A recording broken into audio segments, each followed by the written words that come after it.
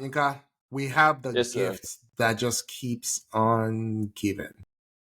Yes, boss. In Manchester United. We spent so much time talking about them last week. And then apparently they felt that wasn't enough. So they went into the Europa League, which I refuse to watch. And I apparently did. I know, they did a madness out there. So tell the people what they did. And then let's talk about a question that came up in our little friend group where Yeah. we were debating whether Man U were underachieving. There were some people of the opinion that you were of the opinion that Man U and Spurs have pretty much the same squad. You know, obviously that was before Spurs threw away a 2-goal lead on the road today. And that the It's the difference same between thing. them was coaching. Yeah, it's the same thing. Yeah. United threw away a 2-goal lead against Porto. So, Yeah, they did. They it's did. what they do. They're similar, Yeah. But So, how did Porto end up in the Europa? They came third. I was thinking about it. They came third in Portugal. Does Portugal not get more than 2 in the Champions League? no, Portugal don't get Wow. more than 2. If you give I'm them more than shocked. 2, no, they don't. Really? No, they Huh. don't. So They they're get 2. treated more like the Dutch, I guess. So you get top 2. Dutch, is it even top 2 for Dutch? I I'm can not check. sure. But yeah, Portugal don't get 3. Portugal Oh, don't get 3. that's very They get interesting. 2. That's very They interesting. get they get they I get they would get 2. argue they should get 3, Inka. But the 2 that have been doing well for them is always Porto and Benfica, Yeah, but right? Sporting, I Lis- mean, Lisbon is the one that bounced Porto off the top 2. Yeah. yeah, but yeah. So they I think they deserve, if there is a league that deserves a third spot, It I'll would be, actually give yeah. it to Portugal ahead of Netherlands. Frankly, I Yeah. think Netherlands Yeah. is 2. Yeah, but Wow. we can It's double interesting. check that later on. Okay. Anyway, so the United Porto game, United started off with a false sense of success, in the sense that they scored 2 goals that the Porto keeper was at fault on. At fault for both goals. They were saves that he should make. Yeah, and I know this goalkeeper. You remember this guy Asmil Begovic that used to Oh, of course. play. How can I forget? How can I? Stoke. It was at Stoke. Stoke. How can Yeah. I So forget? he was on a Good goalkeeper. podcast. Yeah. Good goalkeeper. It was in a podcast recently, and he said, "Guys, stop killing goalkeepers, but getting beat at At their near their post. side, at the near Yeah. post. That is Yeah. just nonsense rhetoric that you people that don't know nothing about goalkeeping talk about, right? It's not worse if you get beat on the far side. Or it's not worse if you get beat at the near post than the far side. He kind of debunked that, and I think I kind of agree with it. But this goalkeeper, the Porto goalkeeper, got beat. The 2 saves he should have made, the balls trickled in, so no problem. United were on a high, 2 goals. Then Porto started, and Porto took over the game. Yeah, and this Nigerian but he plays for Spain now. Omorodion. Omorodion, yeah. Or Yeah, Samu, as they call him, Samu. Samu Omorodion. Samu took over, and Samu killed United for like 70 minutes. And it's Porto guys. United didn't have anything going for them. Porto took over, right? And Porto were costing. They were almost going to win the game. This guy got sent off again. What's his name? Their captain, Bruno Fernandes. I think that sending off was a bit harsh, but it was a second yellow. It wasn't a direct red, so he got sent off. Then they brought in Harry Maguire, and United decided to go to the English route, which was kick and follow. They got a corner kick, and Maguire. I mean, you see the Porto players; they're small. Yeah, the guy they told to mark Maguire was like half his height. I'm like, what's this? And Maguire towered over and nodded the ball in, and the game ended 3-3. Now, Lord, I look at that game and I'm like, Porto is a good side, yeah. And forget the score line, forget the scores. To look at the overall game in itself, Porto should have won that game convincingly. United did not. do enough, in my opinion. So that was on Thursday, yeah? Yeah. Then fast forward to today, I think they gave a better account of themselves today against Villa, yeah? In the sense that they realized if we come here and want to play open, beautiful football, these guys will beat the living life out of us. So they came in, they were a bit disciplined, a bit more disciplined today than they usually are. If you look at the lineup, for example, it's almost the same, but it's almost the same way, but I think it's more or less the emphasis from the coach. I think maybe Ten Hag learned a lesson. And Johnny Evans, old guy, Maguire, old, both of them, they gave a good account of themselves. And I also thought Villa, on the other hand, maybe they were still basking in the euphoria of beating Bayern. They didn't bring their A game. So it was a drab game earlier on today. But going back to your question, whether United are underachieving, right, with the current squad, I can actually believe that they are. Because if they aren't, even the United fans will look at Erik Ten Hag and say, okay, you have injuries, you have, we'll give you some breathing room. But with the current players that they have, Akin, Højlund was hunted by everybody. He wasn't just United. Everybody wanted him, right? Rashford, we've seen the best of Rashford. So what happened to him? Why isn't he there? We've seen the best of Bruno Fernandes, right? Anytime I'm talking about United, I like taking Kobe Mino and Garnacho out of the equation. These guys are punching above their weight. They're doing very well, right? But if you look at the back line also, they have a decent back line. It's just that a lot of the players are injured. Harry Maguire is still the starting centre-back for England, whether you like it or not. Not under this new coach. He didn't get called, yeah. But you get my point. And if you look at their bench, Akin, today, they had De Ligt on the bench. That's a Dutch international. Joshua Zexi was on the bench. He's a Dutch international. Casemiro is a Brazilian international, multi-Champions League Spanish. Although he's past his prime, I get it. Yeah. Anthony's on the bench. He's a Brazilian international. Lisandro Martinez was on the bench. He's an Argentine international. Amad Diallo is on the bench. For me, he should be started. Diallo is good enough to start. And you have Manuel Ugarte, who's an Uruguayan international. This United really good. Team, I like him a lot. Yeah. I like him. So this United team, Akin, in my opinion, they are way, way better, right, than the league position they are. They've only had 8 points this season, sitting on the goal difference of -3. On paper, there's no difference between these United. You can't tell me Brighton have a better team than United, even with the injuries. You can't tell me Fulham have a better team than United, even with the injuries. So so right now you're saying Bournemouth has a better team than United. Bournemouth, because they're ahead of United on the table. So in my opinion, forget all the injuries and stuff. They are underachieving significantly. And this goes back to my issue with Ten Hag. I think there are two things, yeah, when it comes to coaching. Some people are good when it comes to just technical coaching a game, coaching players and stuff like that. The modern coach is required to do two things.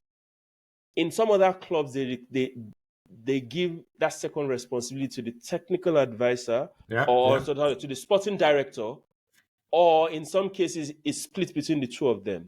There is team building and there's the coaching itself. I'm not talking about team building in terms of interrelationships. No, I'm saying how you construct your squad. Yeah. Erik Ten Hag, if team construction were to be a course in school, the guy would have got an F. Oof. Ouch. He would have got an F. Because it's obvious to me that whatever success he had in Ajax was just complete fluke. Yeah, it was structural. I mean, Ajax, you're never starting with the cupboard bare, as they say, yeah. So if you believe the only way you can succeed is to go back to that old club and go pluck people at ridiculous amounts. And you can't even go there to pluck the right people. Because you saw Kudus there, didn't you? You didn't pluck him. You plucked Anthony. That's true. Right? So from that perspective, from a club structuring perspective, he's an F for him. Now for the coaching itself, Akin, yeah, you and I had a problem with Wenger because of this. Absolutely. You need to go into every game with a different game plan. You can't just go and say, I'll play the way I want to play, whatever happens. No, you don't do that. And a lot of people are abusing, what's his name, Mikel Arteta now, because he's not doing that. Arteta is game planning by sections, even in a game. He can tell you, okay, the next 5 minutes we're locking down. Oh, the next 5 minutes we need to ramp it up. So if I'm doing that within a game, how can I now have a coach that can do that for the whole? Do you understand what I'm saying?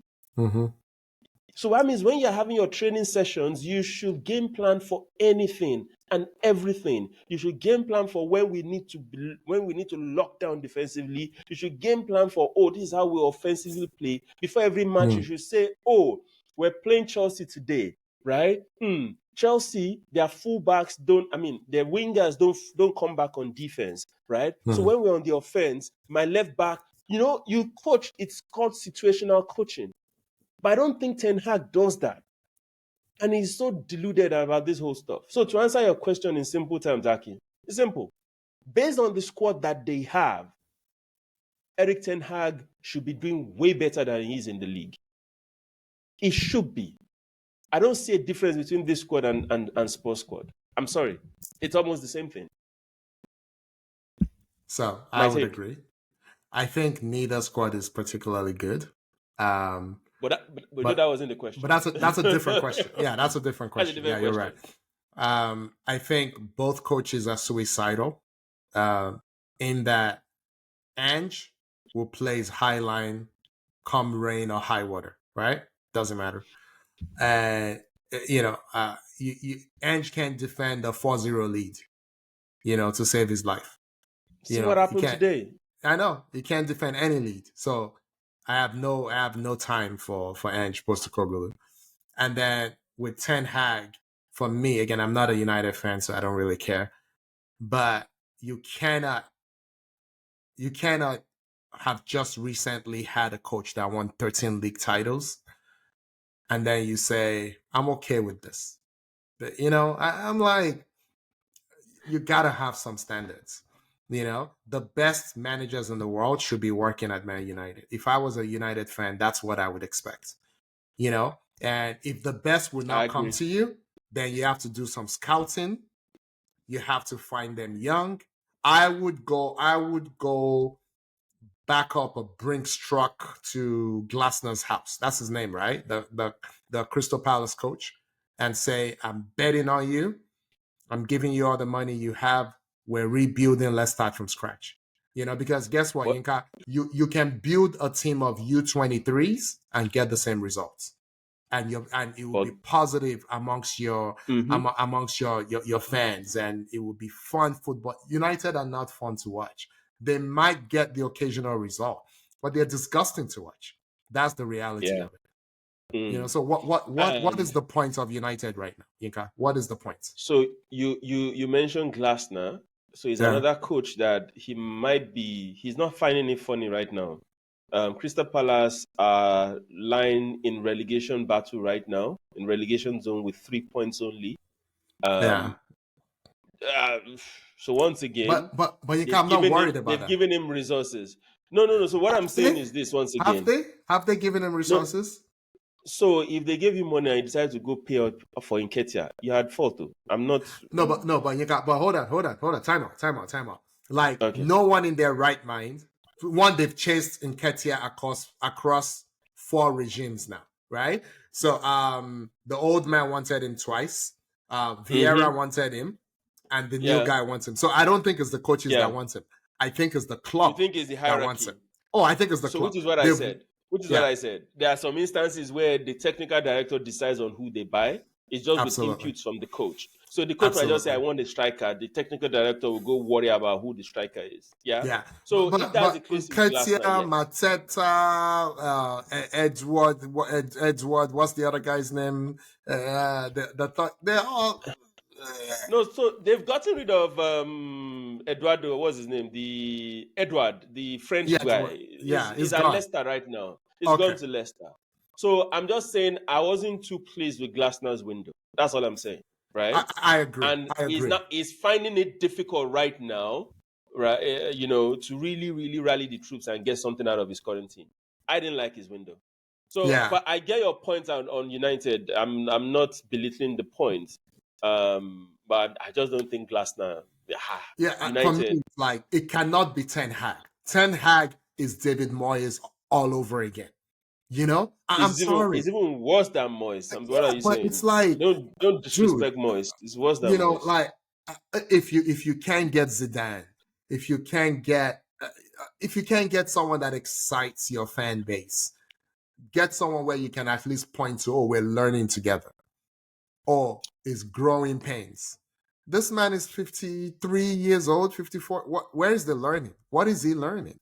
You know? So I agree with you, but I also think that right now, United's problem, Ten Hag is just amplifying the problem.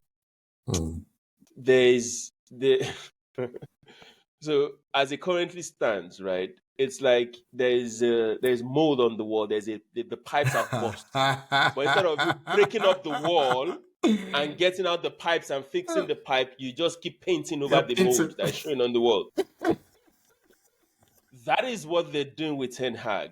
And whichever coach they bring, if you bring in a Van Nistelrooy, he's just going to be a better quality of paint, right? Over the mold. That's what it's going to be. But I feel like Van Nistelrooy would be a builder. He doesn't have a pedigree, right? No, he's coach PSV. Don't get me wrong, he's coach PSV, but he didn't spend long enough there. Like right now, if you ask me what's his coaching philosophy, okay, I've seen the way PSV play. It's all out attack and all that, but he hasn't really had time. He was there for a couple of years, right? So I think you need someone like that. Or look, everyone on that list that I sent you, the odds have been slashed, right? On Van Nistelrooy. Yeah. You know, it's not like a 2-1 or something. So it's definitely going to take over, obviously. You know, my point is you need someone with personality. You know, whether we as non-Man U fans like it or not, this is the biggest club in England. Yeah. The biggest club in England is being coached by a guy who cannot coach. Yeah. That's the problem. I agree.